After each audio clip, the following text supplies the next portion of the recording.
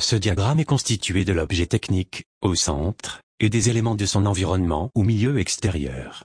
Il sert à l'expression de fonctions, et donc permet la représentation graphique d'une partie du cahier des charges. Il permet également de bien identifier l'environnement d'évolution du système, de déterminer avec précision et concision les relations entre ce système et les éléments du milieu environnant et les relations entre couples d'éléments extérieurs.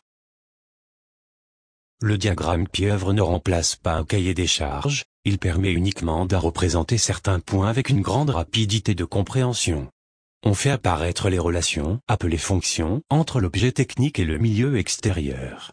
Ces relations correspondent aux services rendus par l'objet technique et permettent d'élaborer un cahier des charges. Il existe deux types de fonctions dans le cahier des charges. Les fonctions principales. Ce sont les fonctions pour lesquelles l'objet technique est élaboré, donc en fait celles qui pourraient répondre aux exigences de l'utilisateur.